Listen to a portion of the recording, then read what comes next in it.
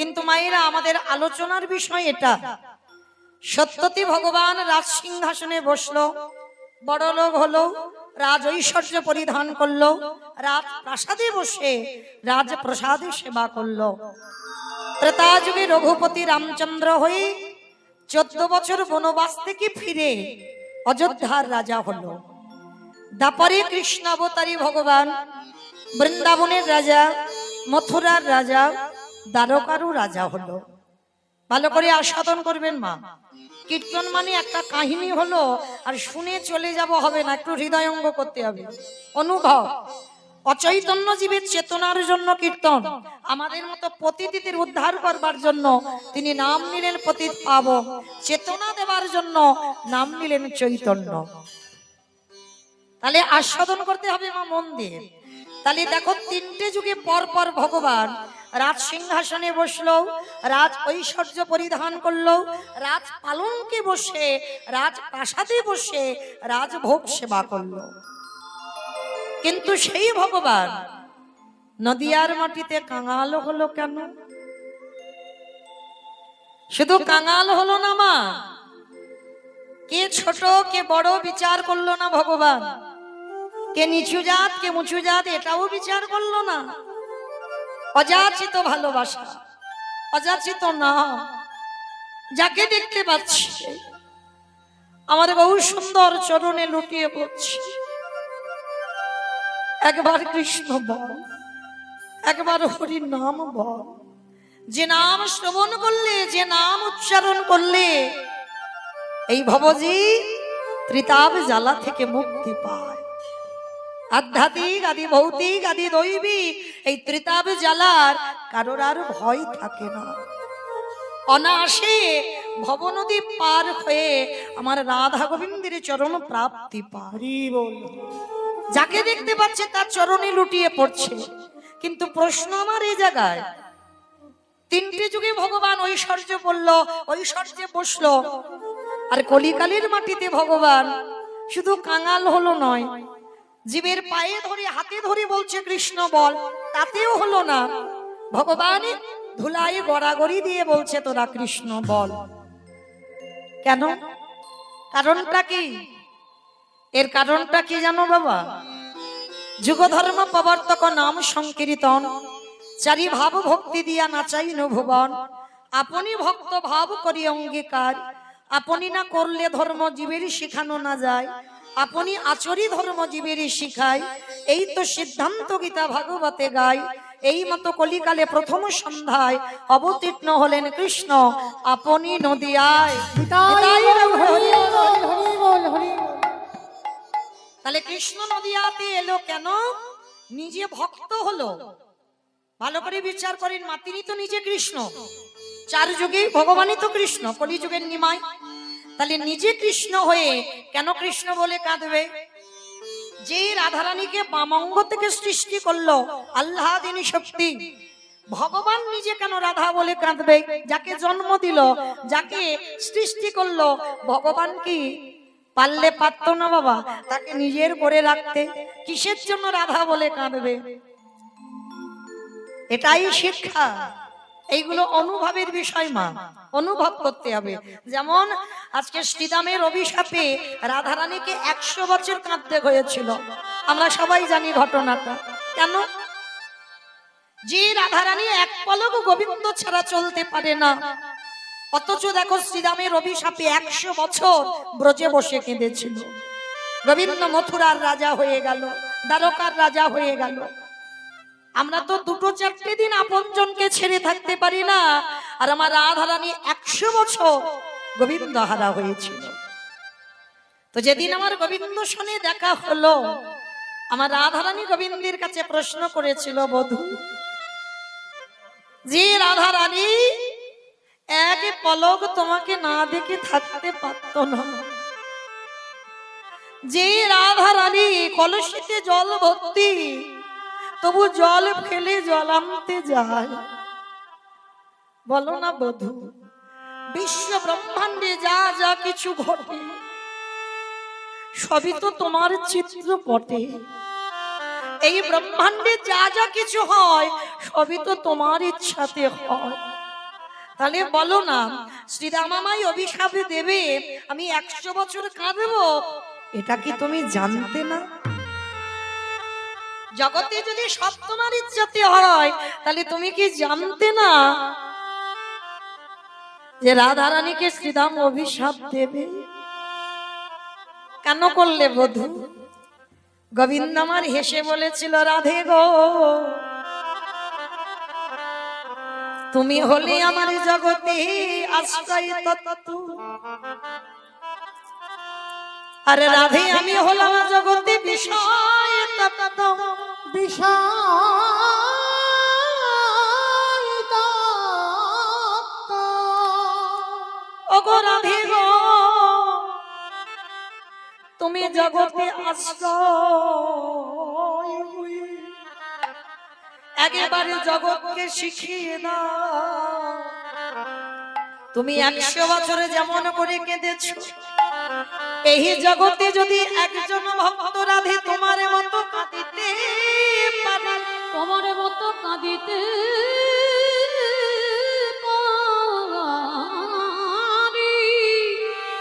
ওগো রাধে গো,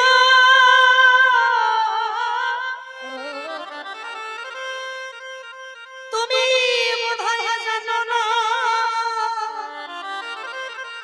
এই জগতের সংসারে তোমার পাদ অনুসরণ করে যে জন হা কৃষ্ণ প্রাণ গোবিন্দ বলে কাঁদিতে পারে। রাধে তোমাকে 100 বছর কাঁদিয়ে জগতে শিখিয়ে দিলাম, তারই অচিরে কৃষ্ণ প্রাপ্তি হবে। যে জন হা কৃষ্ণ বলি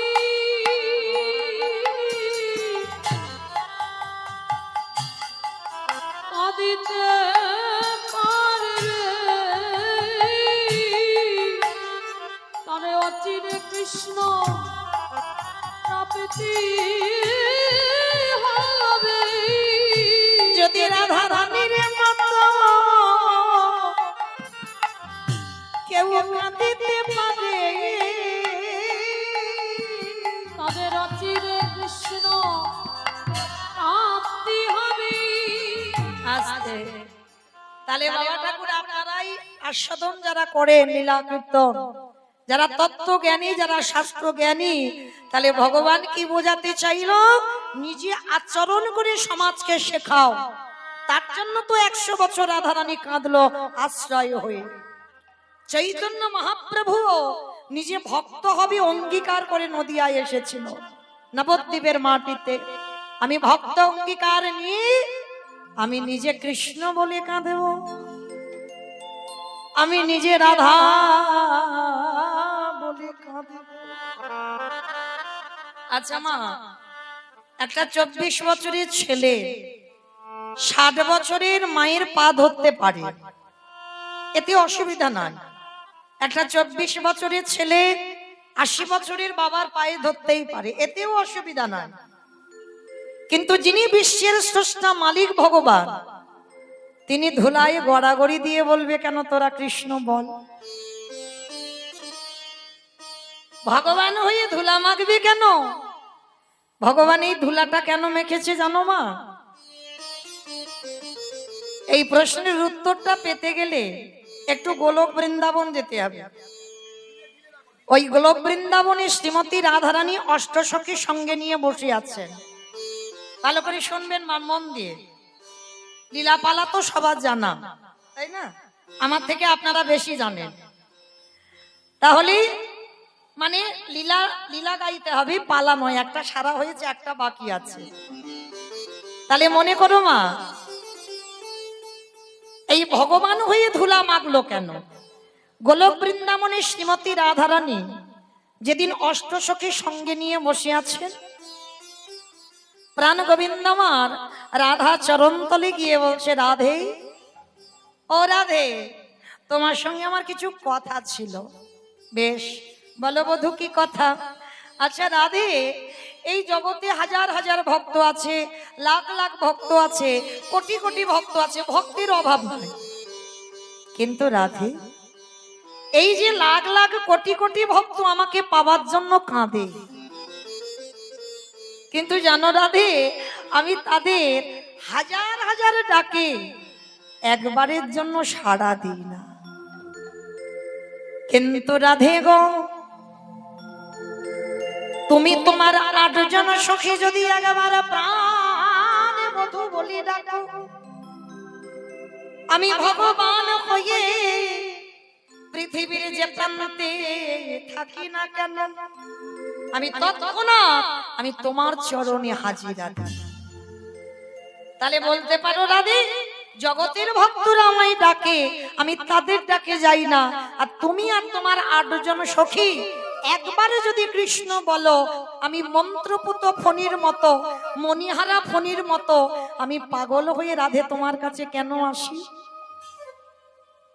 রাধারানী শুনে হাসছে আর বলছে, বধূ বুঝবে না, কারণ সে বোঝার শক্তি তোমার এখন হয়নি, সে বোঝার ক্ষমতা তোমার এখন হয়নি।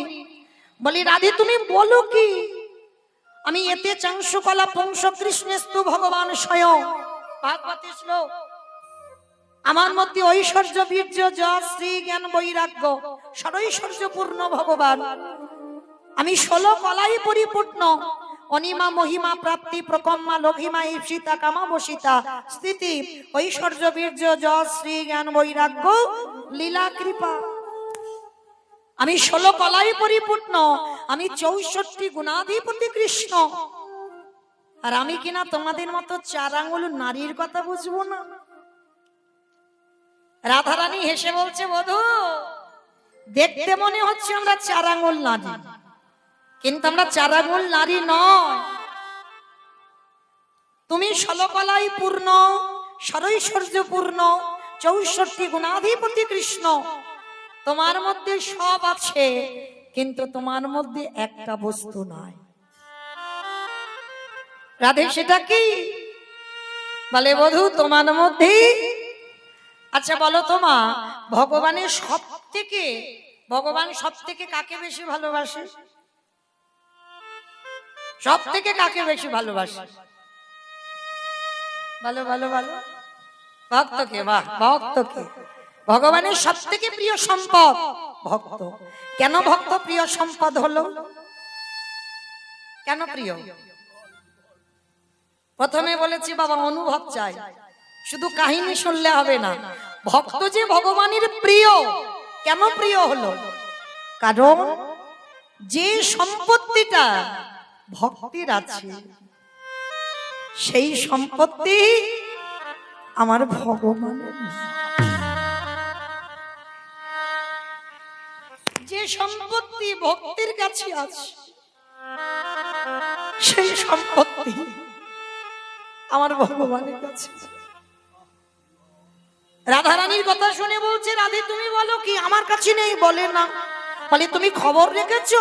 আমি 64টা গুণ আমার মধ্যে আছে, যেটা নারায়ণের নাই, যেটা রামচন্দ্রের নাই, সেটা আমি ভগবান কৃষ্ণ আমার 4টে বেশি আছে।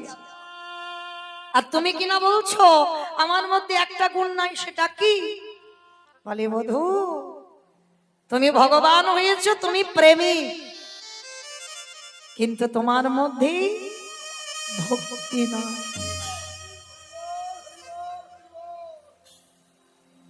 ভক্তি নাই তোমার। গোবিন্দ আমার বললেন অসম্ভব, আমার ভক্তি আছে। ওই 64টা গুণের মধ্যে ভক্তি পড়ে যায়, ওখানেই ভক্তি আছে। বলে না, ভক্তি যদি থাকবে, কই একটু দাঁড়িয়ে দাঁড়িয়ে বধূ কেঁদে দেখাও তো দেখি। আমি মানলাম তোমার ভক্তি আছে, কই একটু দাঁড়িয়ে দাঁড়িয়ে কাঁদো। গোবিন্দ আমার করজোর করে বলছে, রাধে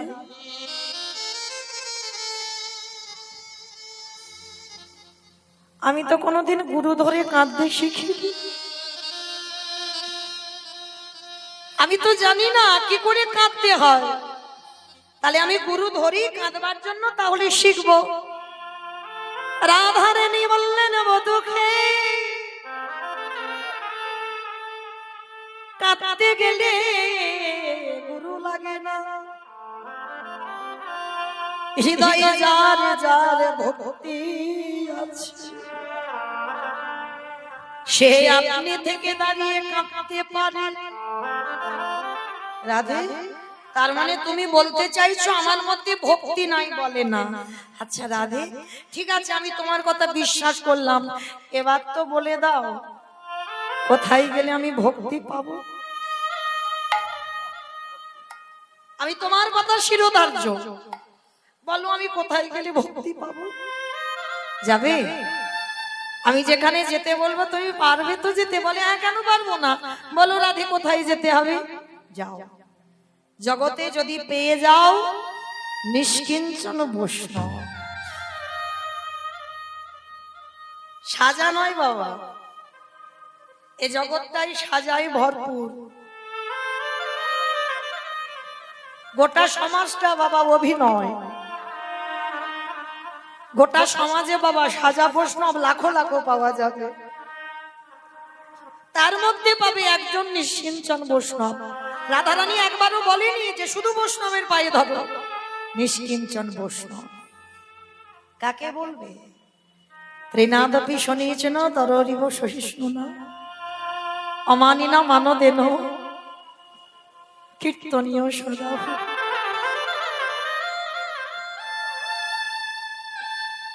ঘাসের থেকে হৃদয়টাকে আরো নরম করে দাও। এই যে বৃষ্টি হয়ে গেল,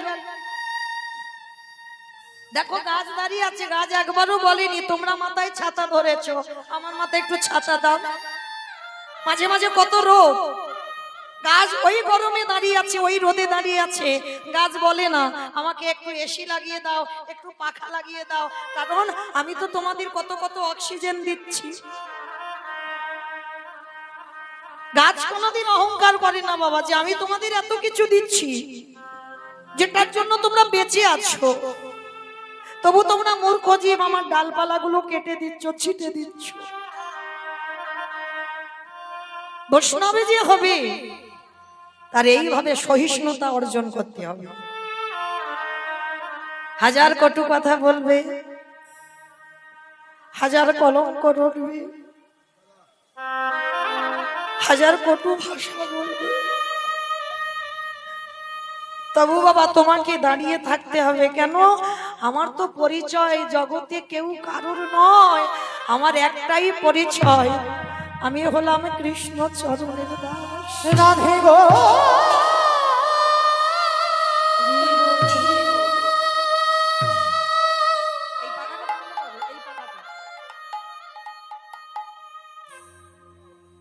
বলো আমি কোথায়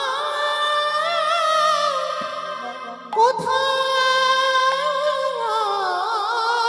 গেলে শুদ্ধ ভক্ত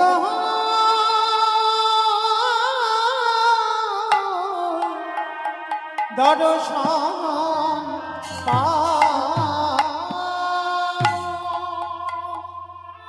রাধে একেবারে বলে দাও, এই জগতে নিষ্কিঞ্চন বৈষ্ণব আমি কোথায় পাবো? যাবে? ভগবান কৃষ্ণ ভক্ত খুঁজবার জন্য সারা বৃন্দাবন ঘুরছে, প্রকৃত বৈষ্ণব পাচ্ছে না। আর যখন প্রকৃত বৈষ্ণব পাচ্ছে না, ভগবান কি করেছে? একটা জায়গায় দাঁড়িয়েছে বাবা, যে জায়গাটার নাম হলো হস্তিনাপুর। অমাইরা নাম শুনেছেন হস্তিনাপুর? কিসে শুনেছেন? মহাভারত। মহাভারতে হস্তিনাপুর কুরু পক্ষে ছিলেন পিতামহ ভীষ্ম, আর পাণ্ডব পক্ষে ছিলেন ভগবান কৃষ্ণ। যখন কুরুক্ষেত্রের মাঠে যুদ্ধ হচ্ছে, দুর্যোধনের সৈনিকরা বারবার মরে যাচ্ছে একটা একটা করে প্রতিদিন যুদ্ধে।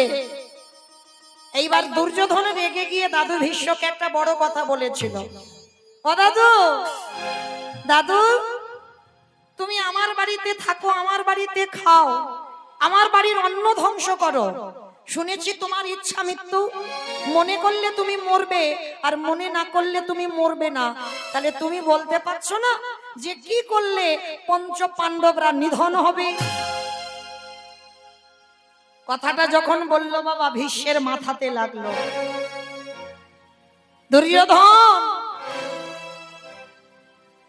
আজকে তুমি ভুলে যাচ্ছ কোলে পিঠে করে আমি তোমায় মানুষ করলাম, সারা জীবন ব্রহ্মচর্য পালন করে সারা জীবন সংসার না করে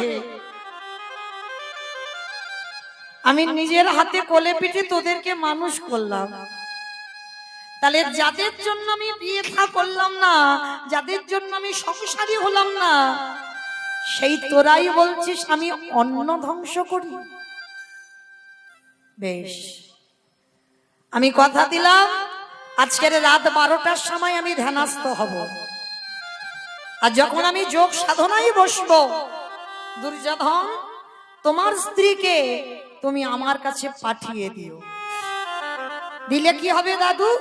না পঞ্চ পাণ্ডবদের মৃত্যু পান আমি তোমার স্ত্রীর হাতে তুলে দেব।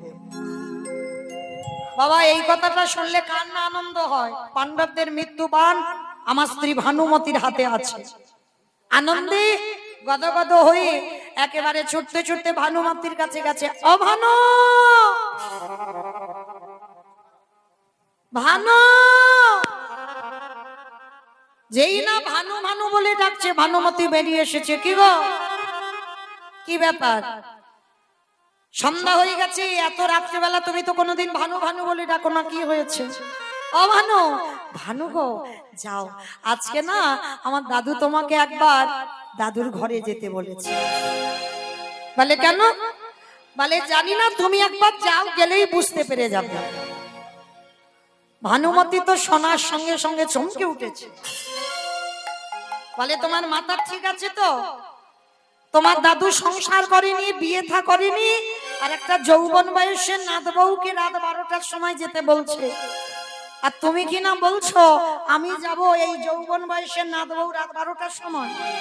শোনো, তোমার যদি ইচ্ছে করে তো তুমি তোমার দাদুর ঘরে যাও, আমি তোমার দাদুর ঘরে যাব না।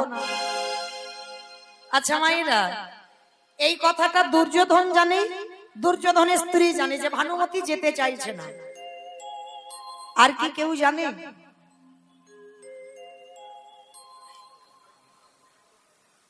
সবার চোখে ধুলো দেওয়া যায়, একজনের চোখে তো অসম্ভব।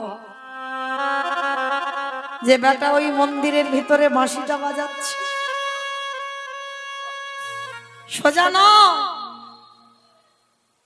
সবাইকে দর্শন করছি কি করে দেখি হরি মঞ্চে বসে।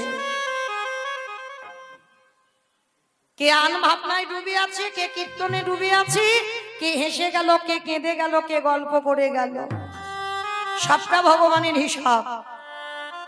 তো এইবারে যেই না রাত 11টা বাজে, 12টায় ধ্যানস্থ হবে, আশীর্বাদটা 12টায় দেবে, গভীর রাত্রিবেলা।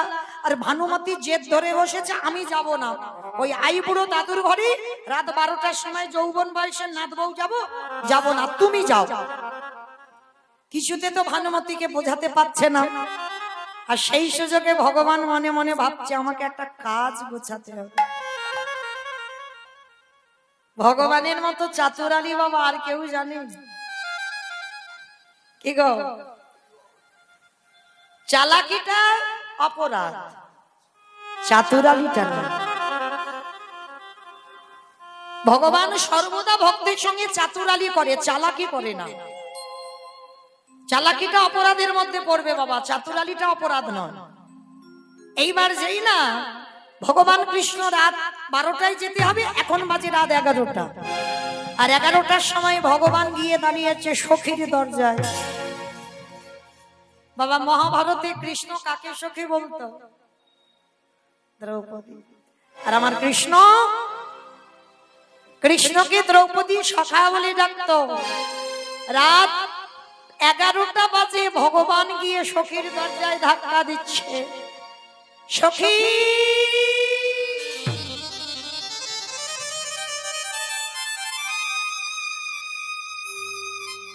আরে দেরি নয়, এক্ষুনি তুমি আমার সঙ্গে একটা জায়গা যাবে, এক্ষুনি বেরিয়ে এসো।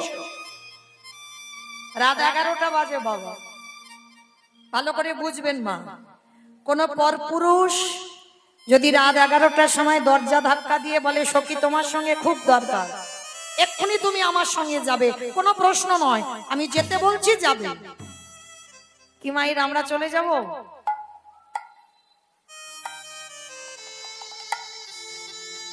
আমাদের কৈফিয়ত নেব না? এত রাত্রিবেলা কেন এসেছো, কি জন্য এসেছো, কেন যাব তোমার সঙ্গে, কত কৈফিয়ত।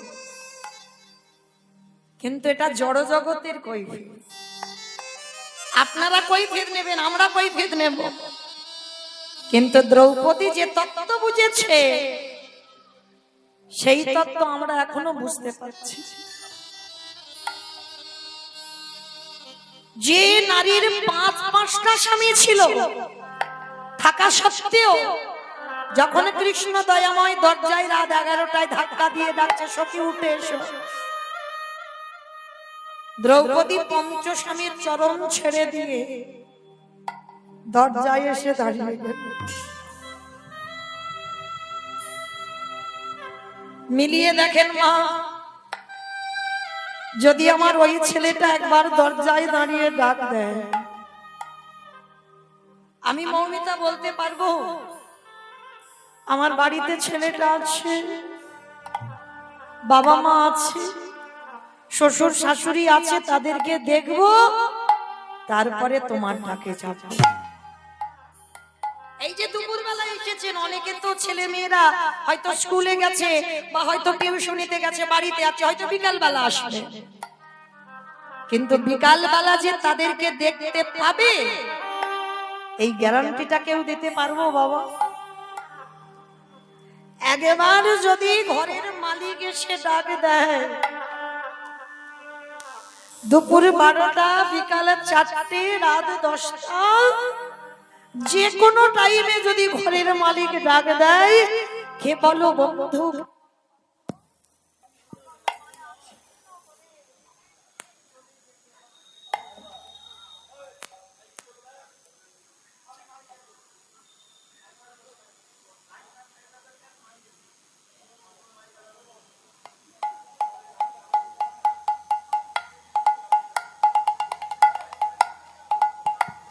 রাধে জয় রাধে।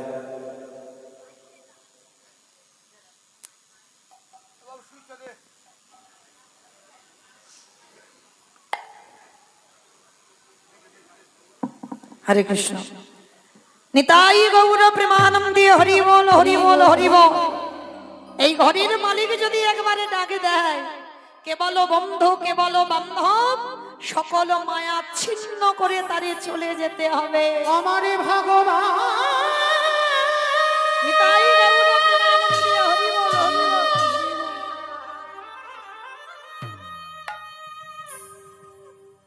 যেদিন ধরে বাঁশি বাজা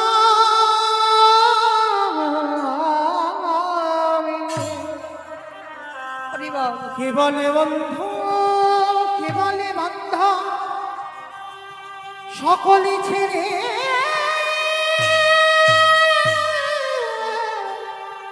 যেতে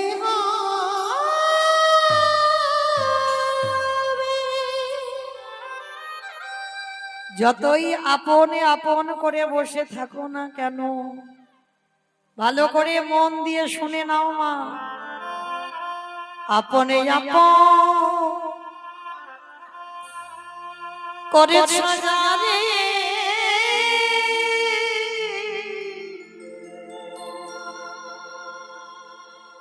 বন্ধু সে তো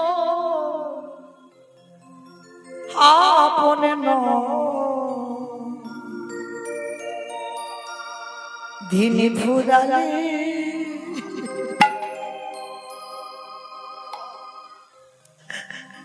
বুঝবে তখন আপন জীবন। মনে রে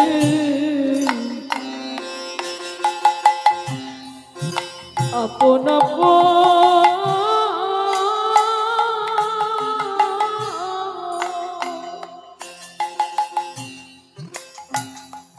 আপন আপন করেছ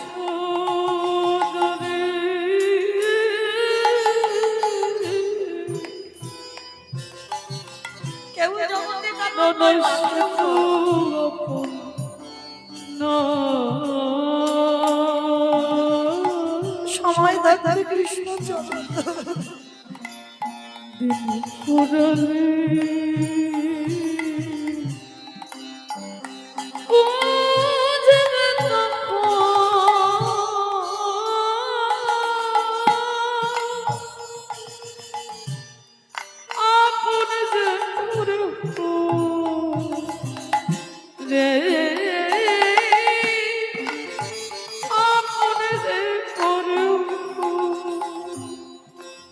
ভাই বলো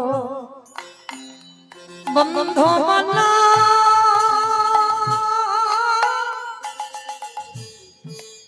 কেউ তো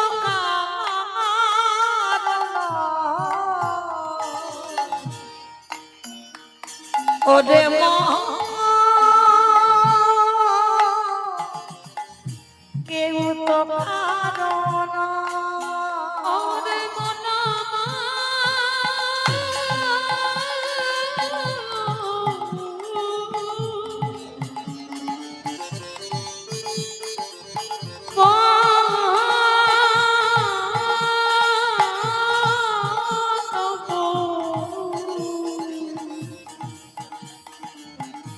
মনমা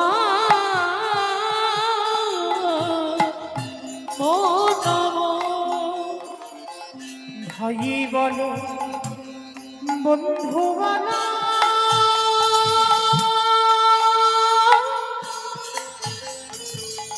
কেউ তো কারো নয় ওরে মহা কেউ তো কারো নয় দু চার দিনের দেখা দু চার দিনে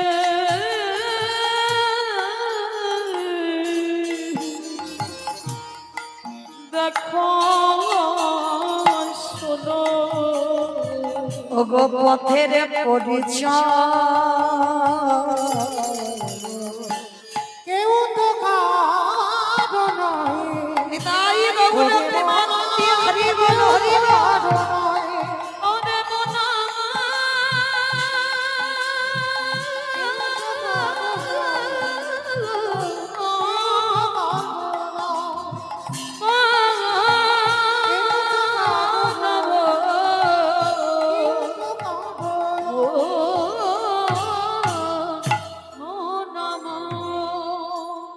রাত 11টা বাজে ভগবান কৃষ্ণ ডাকছে সখী আর দেরি নয় এক্ষুনি আমার সঙ্গে এক জায়গা যেতে হবে ভগবান দ্রৌপদীর হাতটা ধরেছে নিয়ে যাচ্ছে তবে শোনো আমি তোমাকে পাঠাচ্ছি আমার নাম বলবে না আর তুমি যে গলায় কথা বলবে তুমি দ্রৌপদীর গলায় নয় তুমি ভানুমতির গলায় কথা বলবে চলো বলে সকাল যাবো কোথায় বলে দাদু ভীষ্ম ধ্যানস্থ আছে আশীর্বাদটা নিয়ে আসবে ঠিক আছে চলো তাহলে যাই এইবার ভগবান কি করেছে হাত ধরে নিয়ে যাচ্ছে দ্রৌপদীকে টানতে টানতে আর ওই দেখবেন বাবা পাকা জায়গাতে যদি হেঁটে কেউ যায় একটা আওয়াজ হয় না খট খট খট আওয়াজ হচ্ছে ভগবান বলছে সখী তোমার জুতো জোড়া একটু দরজায় খুলে দাও খুলে তুমি খালি পায়ে যাও ঠিক আছে সখা তুমি যখন বলছো আমি জুতো জোড়া খুলে দিচ্ছি তবে শোনো আমার জুতো দুটো এখানে রইলো তুমি দেখে রেখো আমার জুতো দুটো যেন কেউ নিয়ে চলে না যায় কেমন তুমি আমার জুতো দুটো মনে এখানে বসে থেকো চমকে উঠলো ভগবান এ কত বড় ভক্ত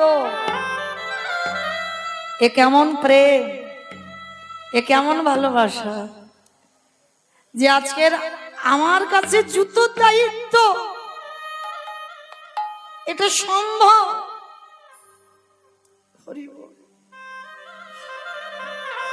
দ্রৌপদী ঘরে প্রবেশ করেছে ভগবান মনে মনে করছে আমার রাধারানী তো আমার কাছে বলেছিল যে প্রকৃত ভক্তের চরণ ধরতে হবে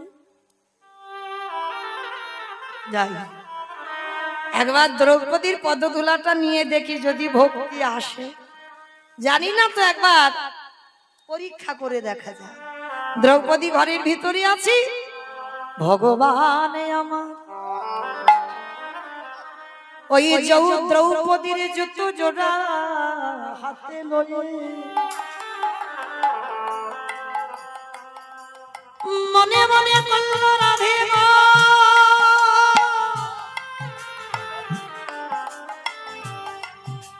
এইবার আমি একবারে দেখতে চাই ভক্ত পদ ধুলা নিলে ভক্তি আসে কিনা। এইবারে ভগবান জুতো দুটো যেই না বুকে ধরেছে,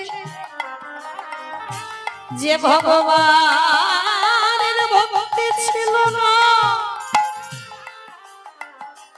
যে ভগবান কোনদিন কাঁদতে পারত না, যেই না জুতোটা বুকে ধরলো, ভগবানের নয়ন হতে আপনি পারি বিগলিত হলো। ও গোসাই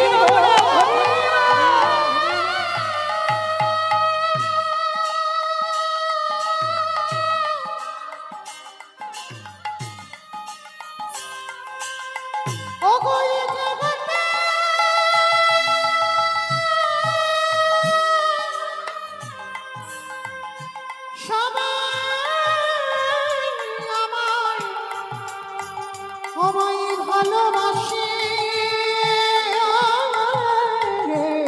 বটে, কিন্তু তোমার মতো করে প্রেম দিয়ে আমায় তো কেউ ভালো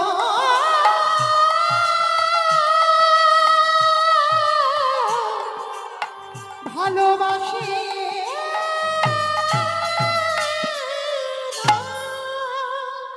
যেই না ভগবান বক্ষে জুতোটা ধরলো, জুতোর তলায় যে ধুলো ছিল, কৃষ্ণের চোখের জলে পক্ষ কাদা হলো। ওই কাদা গড়াতে গড়াতে নাভি কমলে এলো, নাভি কমল থেকে জানদেশে এলো, ওই জানদেশ থেকে আজ ধরণীটা ভেসে এই কেমন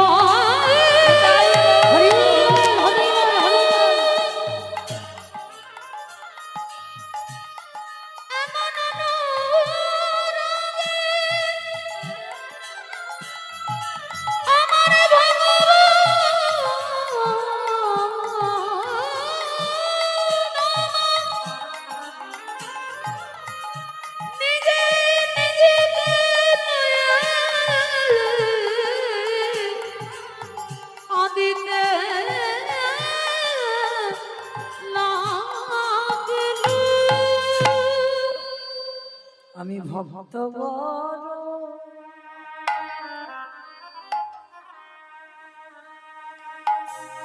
ও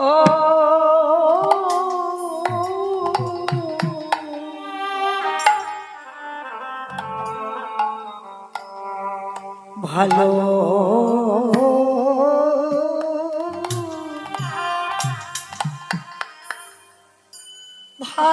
ভালোবাসি, তাই তো যুগে যুগে বল হরি বল হরি বল, তাই গৌর প্রেমানন্দে হরি বল। ভক্তের কাছে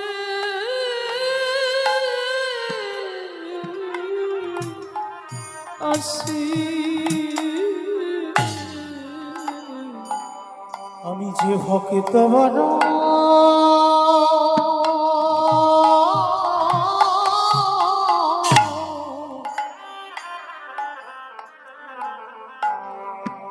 বড় ভালো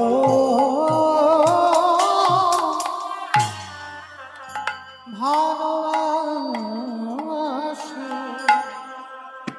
আমি যে ভক্ত ছাড়া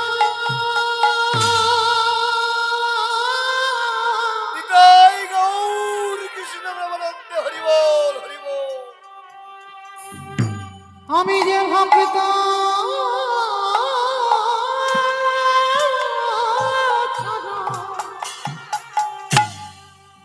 ভক্ত ছাড়া রহিবে নারী নিতাই গৌর প্রেমানন্দে হরি বল হরি বল হরি বল। আমি ভক্ত বড়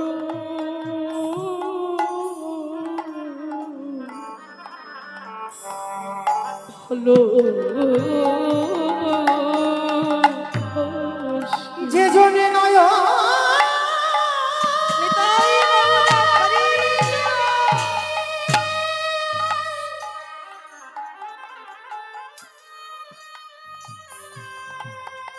হে কৃষ্ণ তোমার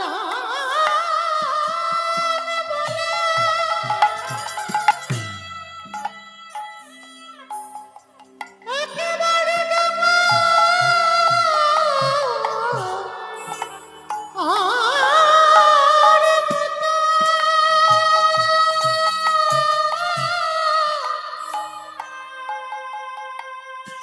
একেবারে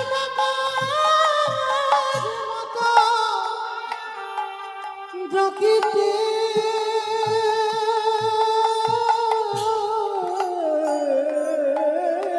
পারে আমি ভগবান হই সেই ভক্তের গানে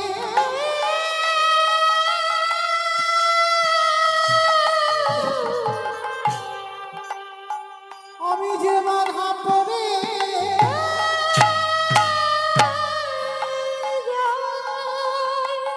আমি ভক্ত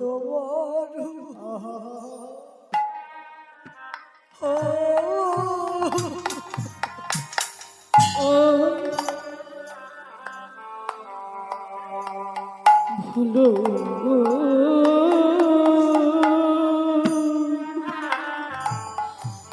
ভালো যে করে আমার আশ, তারে করে সবনা, তবু যদি না ছাড়ে আমার পা, তারে পরে হই আমি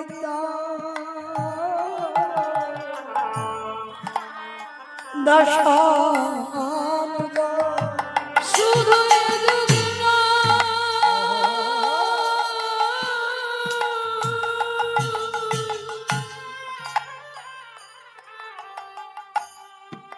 প্রতি যুগে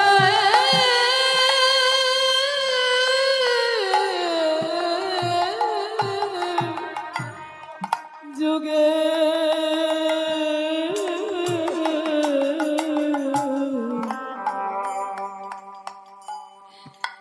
আমি ভক্ত বড়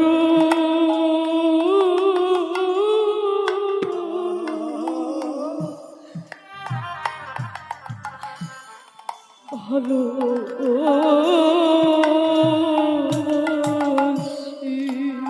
শুধু ভক্ত নয়, ওই ভক্তের পদ ধুলা আমি ভগবান হয়ে অঙ্গে ধুলা মাখিয়া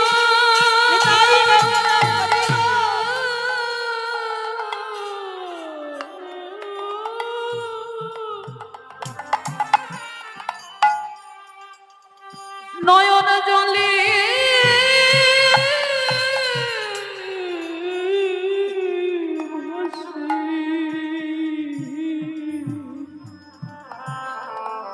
আমি ভক্ত দোলা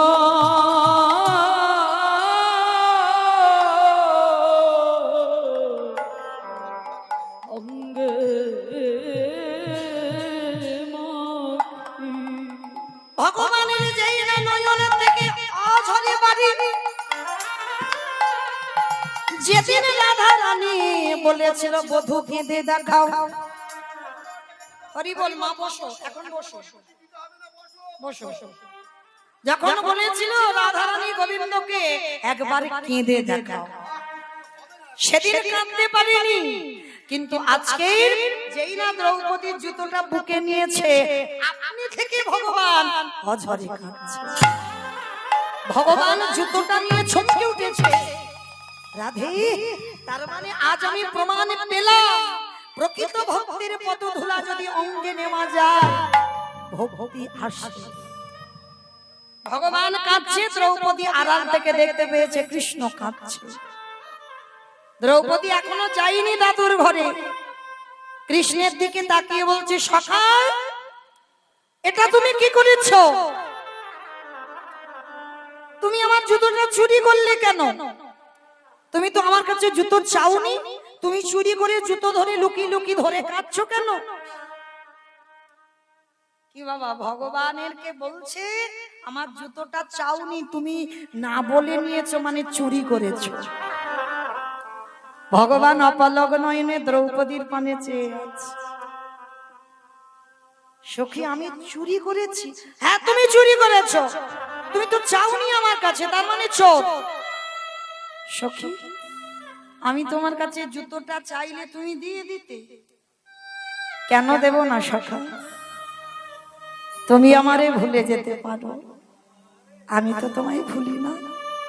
আমি অজনী সম্ভবা, আমার আগুন থেকে আমার জন্ম, যেদিন থেকে আমার জন্ম হয়েছে আমার এই দেহ মন প্রাণটা সব তোমার চরণে দিলাম। তাহলে আমার সর্ব অঙ্গটা আমি যদি তোমার চরণে সমর্পিত হই, তাহলে কি আমার পায়ের দুটো জুতো আমার? আমার দেহটা যদি সমর্পণ, তাহলে আমার পায়ের জুতোটাও তো তোমার। কি মায়েরা, এরকম ভালোবাসা কেউ কোনোদিন ভগবানকে বেসেছো? জুতো পরে মন্দিরে যাওয়া যাবে না, বাঁধা আছে। ভালোবাসাটা তো সেই জায়গায় তৈরি করতে হবে। ভালোবাসা তারা করতে পারে যাদের বাবা ভালোবাসা তৈরি হয়েছে, আর যাদের ভালোবাসা তৈরি হয়নি এ জীবনে কোনোদিন তাদের জীবনে ভালোবাসা হয় না। নিতাই গৌর। এইবারে যেই না দ্রৌপদী বলছে দাঁড়াও, তুমি নিজে নিলে কেন, আমি দিচ্ছি, জুতোটা তুলে ভগবানের মাথায় দিল। এইবার বলছে যাও দ্রৌপদী, আর দেরি কোনো, তাড়াতাড়ি যাও। এইবার দাদু ধ্যানস্থ আছে, দ্রৌপদী ঘুমটাটা টেনে দিয়ে দাদুর ঘরে গেছে। আর দাদু বুঝতে পারেনি, রাত 12টার সময় মাথায় হাত দিয়ে বর দিল, তোমার শীতের সিঁদুর, তোমার হাতের শাখা অক্ষয় থাকবে। আর যেই আশীর্বাদটা দেওয়া, অমাইরা শীতের সিঁদুর হাতের শাখা অক্ষয় মানে যাতা ব্যাপার নয়, হ্যাঁ সারা জীবনে স্ত্রী হয়ে থাকবে। এইবার যেই না এই আশীর্বাদ পেয়েছে, দ্রৌপদী একেবারে আনন্দে লাভ। আমার এত ভালো আশীর্বাদ, আর নকল গলা থাকে, আর দ্রৌপদীর গলাটা বেরিয়ে গেছে, মানে আনন্দে নেচে উঠেছে, দ্রৌপদীর কণ্ঠ বেরিয়ে গেছে, ধরা পড়ে গেছে। এবার যেই না ভীষ্মের কাছে ধরা পড়ে গেছে, ভীষ্ম তো ধ্যানস্থ ছিল, চমকে উঠেছে, কি এটা তো দ্রৌপদীর গলা। নয়ন মেলে দেখে না দ্রৌপদী দাঁড়াইয়ে আছে। একই সত্যি করে বলো, কে তোমারে এখানে পাঠিয়েছে? আর দেখবেন মা, চোর যখন ধরা পড়ে যায়, কারণ গোয়েন্দাগিরি না হলে চুরি ডাকাতি হয় না, এইটা মনে রাখবেন। কারা কতটুকু কাদের অভিজ্ঞতা আছে আমার জানা নাই, তবে আমার অভিজ্ঞতা খুব ভালো করে আছে। গোয়েন্দাগিরি না হলে চুরি ডাকাতি হবে না। আর যে গোয়েন্দাগিরি করবে বাবা, সে কোনোদিন চুরি করতে ঢুকবে না। সে তো বলে দেয় কোথায় টাকার বাক্স আছে আর কোথায় গয়নার বাক্স আছে। সে চুরি করে না, চুরি করায়। আর যে গোয়েন্দাগিরি করে সে বাইরে দাঁড়িয়ে দাঁড়িয়ে বলে দেয়। যদি বলো মৌমিতা তোমার এত অভিজ্ঞতা হলো কি করে? বাবা 2-4 বার ডাকাতি হয়ে গেছে, চুরি বাপের বাড়ি, মাঠের ধারে বাপের বাড়ি তো হয়েছে অনেক, কারণ ছোটবেলা থেকে মা কীর্তন করতো। তা কোথায় টাকার বাক্স আর কোথায় গয়নার বাক্স, মানে দিদির বিয়ে দেবে বলে গয়নাগাটি সব রেডি হয়ে গেছে। তার মানে সে যে চুরি করিয়েছে সে ভালো করে জানে যে সোনা গয়না তৈরি হয়ে গেছে, এইবার চুরিটা করতে হবে। হ্যাঁ, তা এইবার দেখেন চুরিটা কি করে হলো। 2টো ঘর ছিল অনেকদিন আগে, সেই 2টো ঘরে একটা ঘরে আমাদের সবার দিয়ে বন্ধ করে দিয়েছে, আর যে ঘরে টাকা গয়না আছে একই জায়গা ছিল। বারবার যে গোয়েন্দাগিরি করছে আমরা শুনতে পাচ্ছি কানে, বারবার ওই পোঠের আড়াল থেকে বলছে ওই যে খাটের তলায় যে বাক্সটা, ওই বাক্সের কাছে যা। তার মানে গোয়েন্দাগিরি তো করেছে, তবে তো চুরি ডাকাতি হয়েছে। তা আমার ভগবান তো চোরের মাস্টার, চোরের সর্দার। তা বারবার দ্রৌপদীকে জিজ্ঞেস করছে ভীষ্ম, কে তোমাকে পাঠিয়েছে? আর এদিকে ভগবান আড়াল থেকে বলছে, "চুপ, বলবে না, আমি যে পাঠিয়েছি বলবে না।" আর বারবার চোর ধরা পড়ে গেছে, দরজার দিকে তাকাচ্ছে। ভীষ্ম বলছে, ওই দিকে কি দেখছো? আমার দিকে চেয়ে বলো, কে তোমারে পাঠিয়েছে? আর ওদিকে ভগবান তো বলছে, চুপ, বলবে না। আর দ্রৌপদী কোন দিকে যাবে বলতে পারছে না। কিন্তু ভীষ্ম কি বাবা সত্যি জানে না? যার ইচ্ছা মৃত্যু, আজীবন ব্রহ্মচর্য পালন করলো, তার ভজন কতটা সে জানে না? ও সে জানে না বাবা যে আজকে কিসের জন্য ভগবান বাইরে দাঁড়িয়ে আছে? বিবেক বলছে দংশন করছে।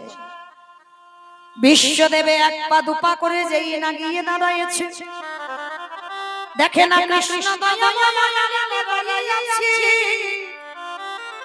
ভীষ্ম করজোর করে বলছে, কৃষ্ণ দরজা তো খোলা ছিল, তা দ্রৌপদীকে যেতে বললি, তা তুই বাইরে কেন, তুই ভিতরে ঢুকলি না?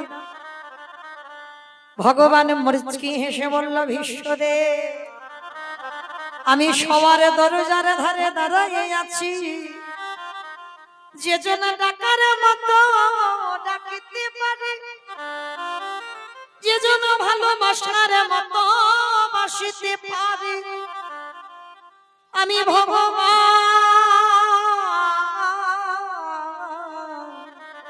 হয়ে কি আর রহিতে পারি? এখানে দাঁড়িয়ে আছি কেন জানো? তোমার এখনো তো সঠিক ডাক হয়নি। ভগবান সবার দরজায় দাঁড়িয়ে আছে। ওমা কোন দরজা? ইট বালি সিমেন্টে গাছা যে ওই গিলের দরজা, শালকাটের দরজা, ওই দরজা না। যত ঘরে বসে আছে, যত দুয়ারে দাঁড়িয়ে আছে, এই পরমাত্মা রূপী ভগবান হলো এই যে ঘরের দাঁড়িয়ে দাঁড়িয়ে। আরে যে জন্য ডাকার মতো ডাকতে পারবে, আমারে ভগবান কি থাকতে পারে? যে জন ডাকার মতো ভগবান কি থাকতে পারে? আস্তে এইবারে যেই না ভীষ্ম বলছে, কৃষ্ণ আসবি না, ঠিক আছে আজকের এখানে দাঁড়িয়ে আছিস থাক, কিন্তু কথা দে কৃষ্ণ, যেদিন আমার নিদানের সময় হবে, চারিজনা বাঁশির দোলায় করে নিয়ে যাবে কৃষ্ণ রে, সেদিন এমনি করে দাঁড়ায়ে থাকবি, যেদিনই আমার নিদানে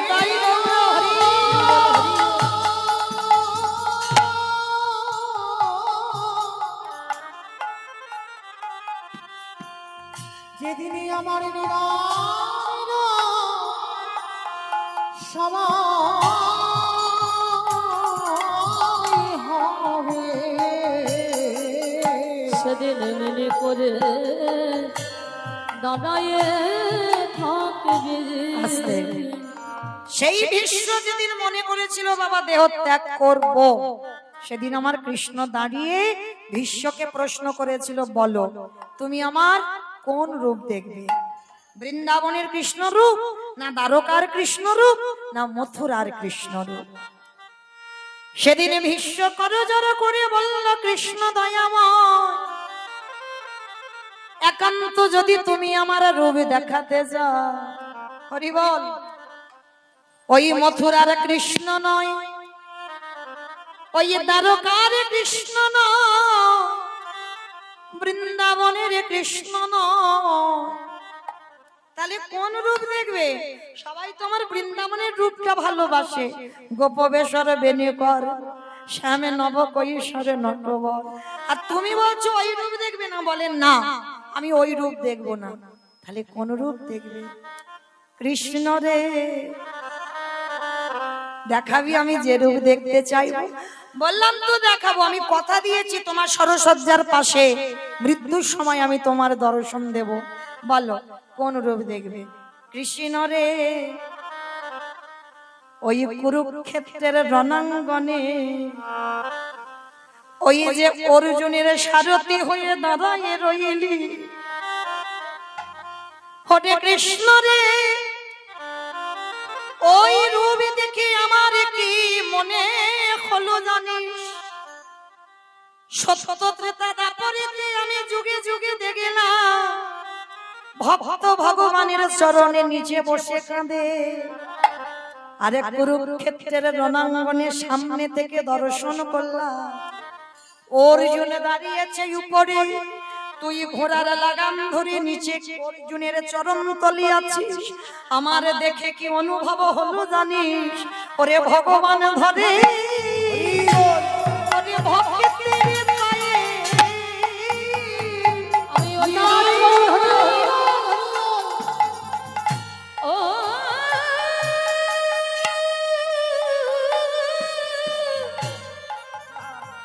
আমি ওই রূপে বড় বড় ভালোবাসি।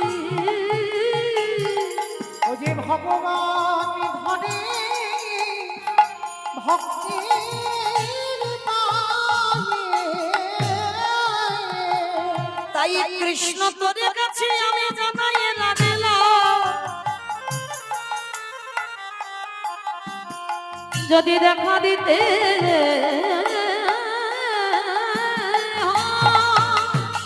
হরি বল হরি বল হরি বল। তবে আমার নিদানের দিন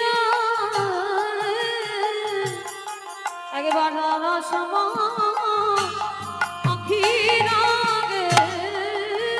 ওরে কৃষ্ণ রে, ওই কুরুক্ষেত্রের ওই রূপ আমি কেন দেখব জানিস, আমার মনে হয় এই কলিযুগে যদি কোনো অর্জুনের মতো একজন ভক্ত তোকে ডাকার মতো ডাকিতে পারে, তুই তার দরজাতে দাঁড়াই থাকবি।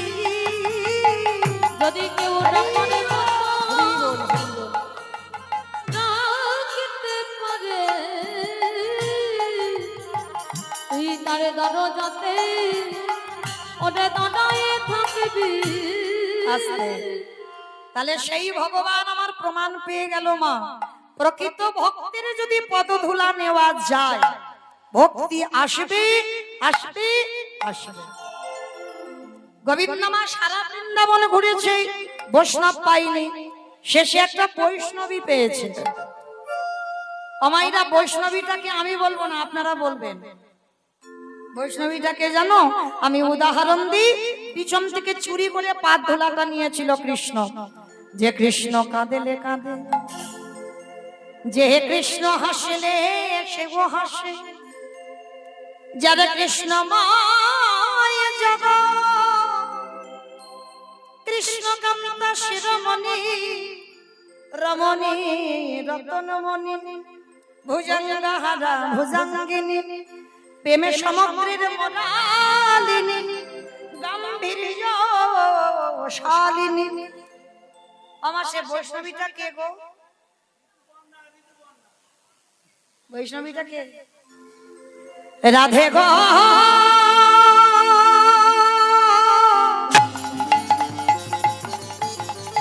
উলুধ্বনি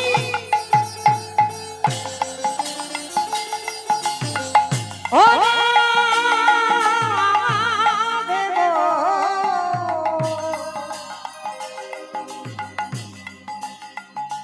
রাধে গো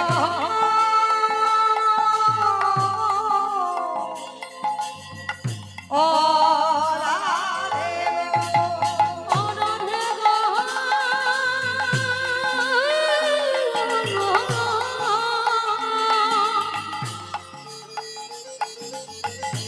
ও রাধে গো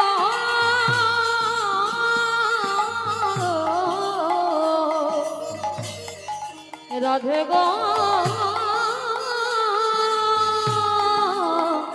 রাধে গো। আস্তে, গোবিন্দ আমার বুঝতে পারিনি, পিছন থেকে রাধারানী পাত ধুলাটা নিয়েছে, আর যেই না নিল আমার কি হয়েছে জানো, কালো ছিল ফর্সা হলো, কালো ছিল ফর্সা হলো, মূর্খ ছিল পণ্ডিত হলো, মূর্খ ছিল পণ্ডিত হলো, চোরে ছিল সাধু হলো, চোরে ছিল সাধু হলো, বাঁকা ছিল সোজা হলো। বাঁকা ছিল সোজা হলো। ভগবান মনে মনে ভাবছে হায় হায় হায় হায় হায়, একটা মেয়ের চরণ ধুলা নিয়ে আমার কত পরিবর্তন। এইবার যদি আমি হাজার বৈষ্ণবের পদধূলা পাই, না জানি আমার কত পরিবর্তন হবে। তাই ভগবান লোভে পড়ে শ্রী রাধা পুণ্যয় মহিমা কৃতিশ বানৈব সত্য জনাদ্ভূত মধুরিমা কৃতিশ বা মদীয় সৎকঞ্চস্য মদন ভাবত তদ ভাবাড্ড সমজনী সচি গর্ভ সিন্ধু হরিন্দ গোবিন্দের গো আরে শ্রীমতী রাধা রানীর রানী। হাজার বৈষ্ণব কোথায় পাবো? এই নদিয়াতে খোদাই হলো মুখে রাধা রাধা বলে এই নদিয়াতে এসে দাঁড়ালো। ও মাইরা, তাহলে আপনারা কত ভাগ্যবতী, কত ভাগ্যবান। ব্রজ ছেড়ে দি হাজার হাজার ভক্ত পাবে বলে এই নদীয়ার মাটিতে এসেছে। আর এসে কি করলো? কেহ বলে পুরবেতি রাম নবধিলা, কেহ বলে পুনবিতি আমা উলু কই? মাঠে মাঠে কেহ বলে পুরবেতি রাম নবধিলা, কেহ বলে পুনবিতি আমার গনানি গুনা গুনা গুনা গনানি